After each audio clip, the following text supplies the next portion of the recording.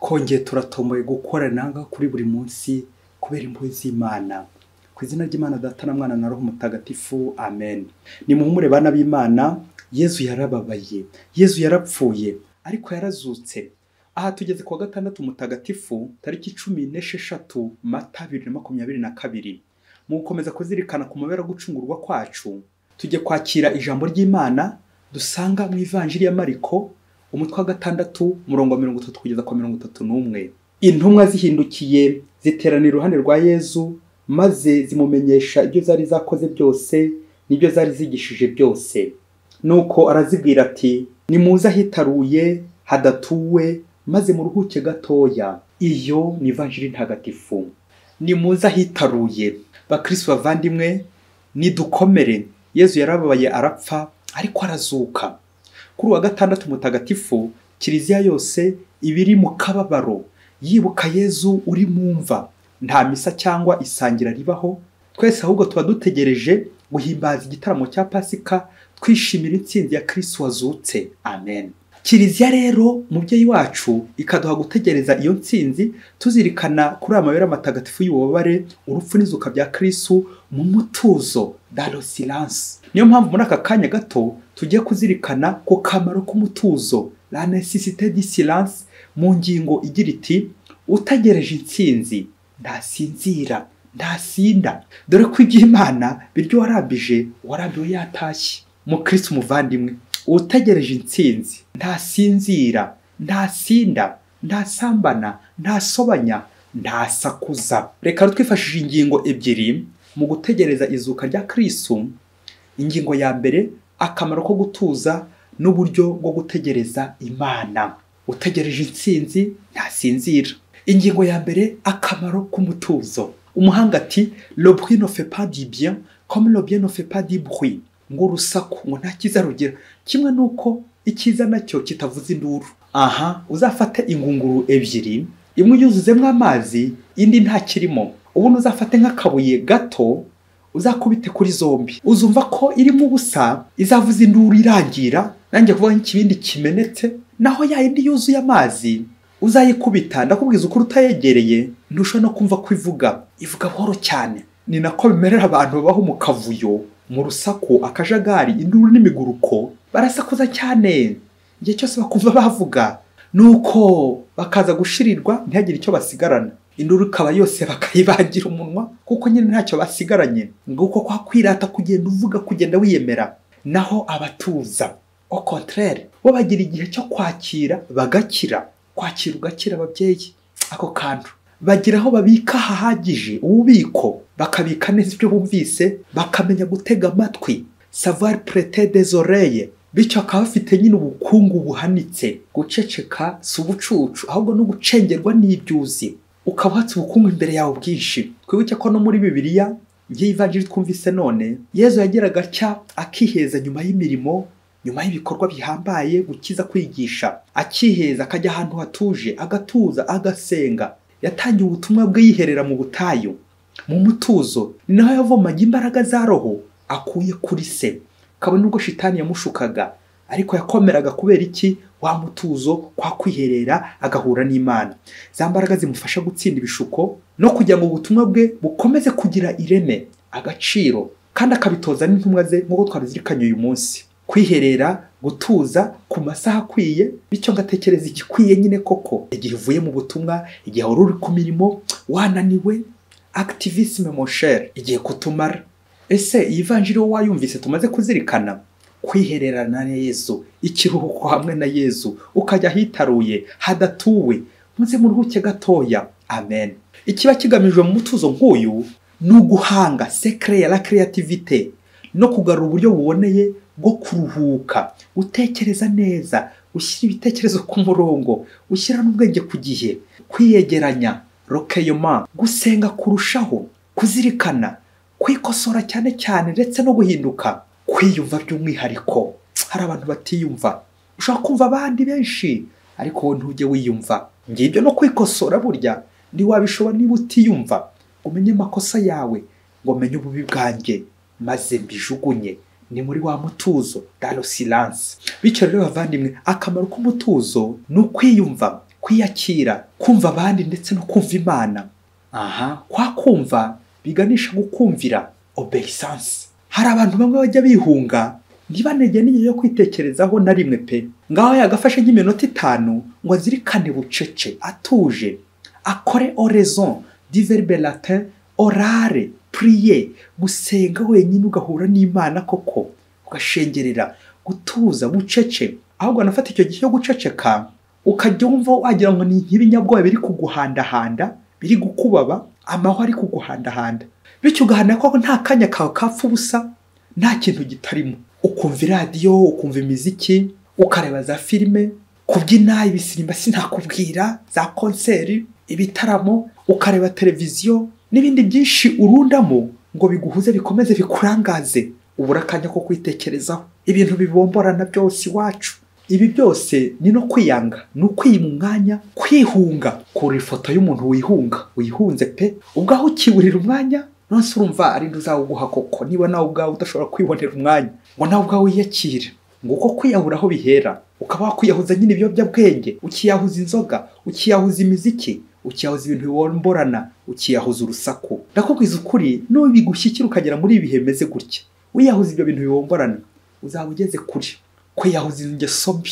Nizere ko twakurikiranye ikiganiro ko washengera Yezu mu Karisiya cyatambutse kuri buri munsi umurongo wacu kuri YouTube witwa buri munsi. Niba utarahamenya muvandimwe, uzajya kuri YouTube wandikemo iri jambo buri munsi, ubundi winjire uyandikishe subscribe, uhagume buri munsi nyine ujye uhigerera, utagombye kurushya abavandimwe ngo mpereza sukiraho nkeberaho gatoya, ahubwo nawe ugahigerera nyine, kuko hariho ibiganiro byinshi bamwe namwe batajya babona. Rero iki kiganiro uko washengereza mu Karisiya niba kitarakugeraho, nugeraho nyine kuri buri munsi uzareba ibiganiro byose bihari ubimanukure. Cyo nicyo ku itariki ya mbere z'ukwezi kwa 4 2022 cyitwa uko washengereza Yezu mu Karisiya. Uzagishakisha nyine aho kuri YouTube, aho twagarutse cyane ku rusaku rw'imbere, aho ngaho tujya gushengerera, aho gutega Yezu amatwi ngo tubwire, ahubwo twebwe tukamusaba ngo dutege amatwi tumubwire. Ça c'est commander Jésus vraiment, mbega kubahuka, gusuzugura. Erezo makubwa amahirwe ko Yezu ari umwana w'Imana, Yezu n'umwana mwiza.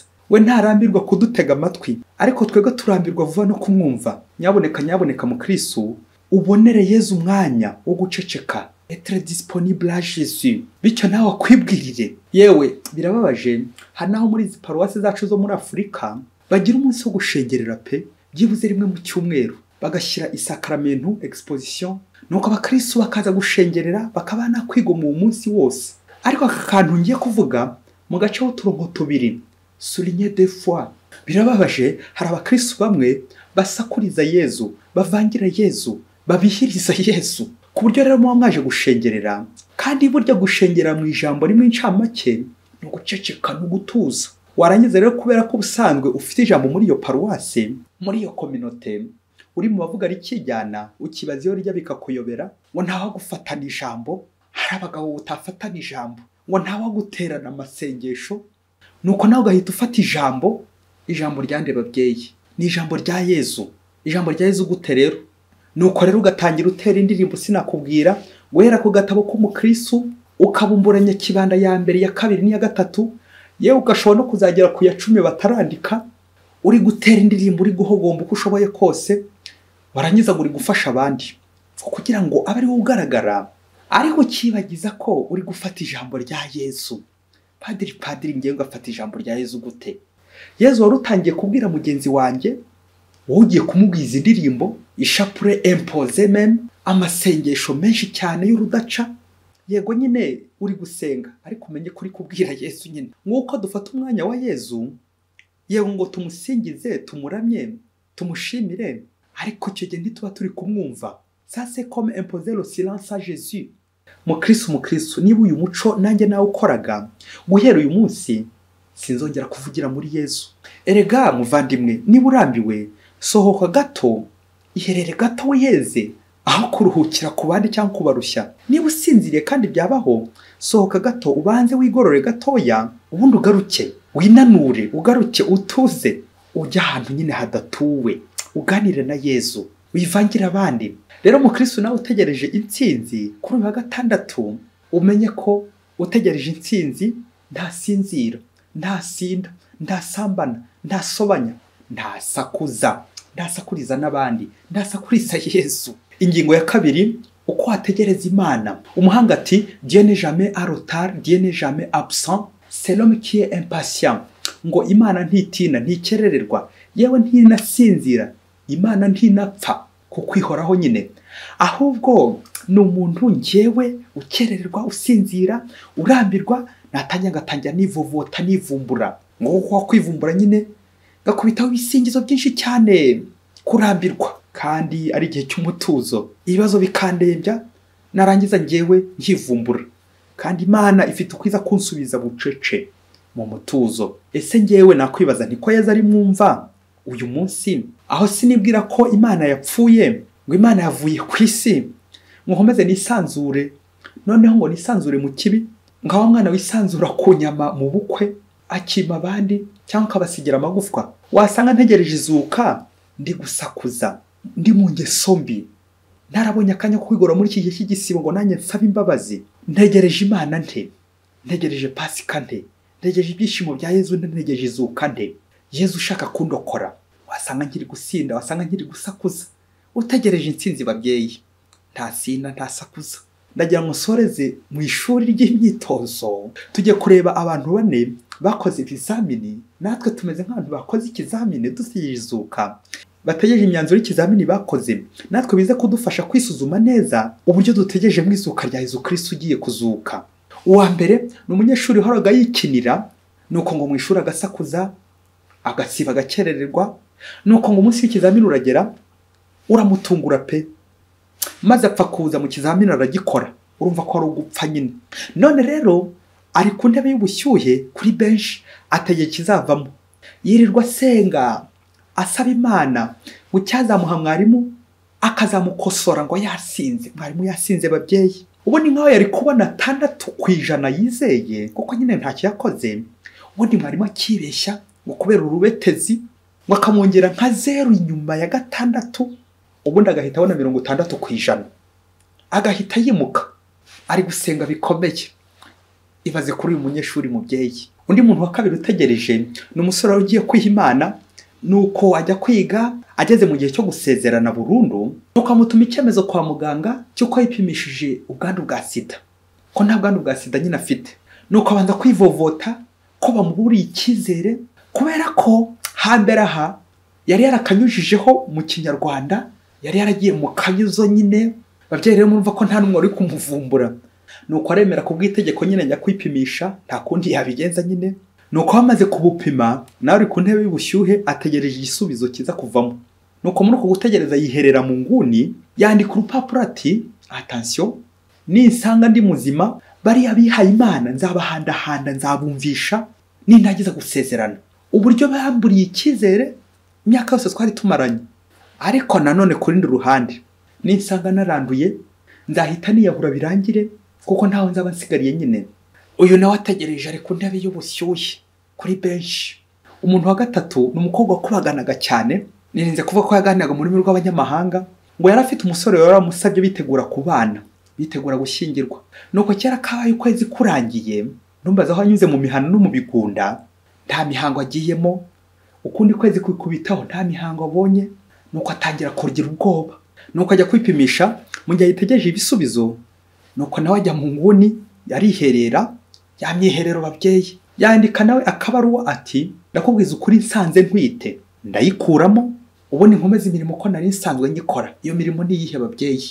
Gukubagana nyine, ubusambanyi, cyangwa niyanga kuvamo nziroha mu gikamyo gishyushye cyane, ku buryo no mwizuka ajyanye nta vura izaboneka. Uyu nawe arategereje. Undi muntu wa kane ni umwana wagiye kuragira amatungo y'iwabo, arangije aronesha bikomeye, avuyeyo arwana na bagenzi be, amenagura ibikoresho byinshi byo mu rugo. None yagize ubwoba ko se noneho nahindukira aza kumwica, aza kumuhana bikomeye by'intangarugero. None nawe mu gihe agitegereje igihano cya se, ko se aho yagiye nyine aza kuza amumera nabi, uyu mwana yahisemo ajya mu ntebe se yicaragamo aba ariho aryama, byibuze ngo se nahagera amwicareho, niba amwicarira simbizi. Nuko wa mwana we yiyandikaho agapapuro akishyiraho, aho se nyine yari buze kwinjira agahita yicara muri ya ntebe ya se ati papa mbabarira umpe chance ya nyuma, umpa amahirwe ya nyuma mbanze nkuvugishe gatoya. Aha nawe arategereje umwanzuro wa se kubanza kuvugisha se. Uri uyu mubyeyi waza kubimuha? Ibaze nanjye nibaze.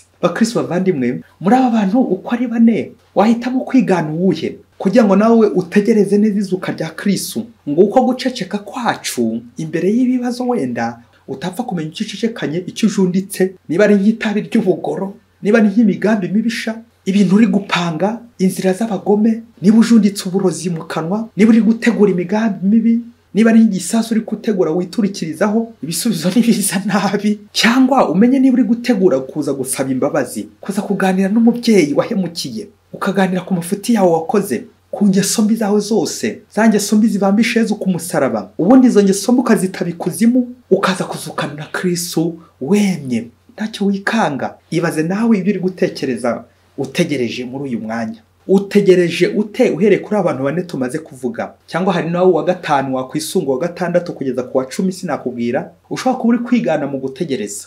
Bakristo bavandimwe muri iri shuri kumve kuntu abantu bapfuye bahagaze, bamwe bishwe n'imigambi ya shitani bajunditse mu kanwa mu mutima, imigambi mibi igiye kubaboreramo, bari ku ntebe ya benshi gutegereza intebe y'ubushyuhe. Abandi bishwe n'ibikomere bya shitani, bararwana bakarakara, birirwa barara bashukana ngo bice ngo biyice. Ariko icyampa ngo ngewe umukristo utegereje Yezu, utegereje izuka, ngo negamire Kristu, ndangamire Kristu, ntuze mutegereze, maze nanjye nsige ingeso mbi zananiye nzicikeho, Yezu ku musaraba azintsindire, maze nanjye nzagere kuri Pasika ya Yezu nsinze aho gusinda. Utegereje intsinzi Yezu Kristu ntasinda ntasakuza. Yezu wacu utubabarire ibyaha byacu, uturinde ubuteka. Amen. Mwese Imana ibahe umugisha. Imana Data na Mwana na Roho Mutagatifu. Amen. Padiri Masumbuko Ladislas wa Diyosezi ya Cyangugu. Mana nje gusanga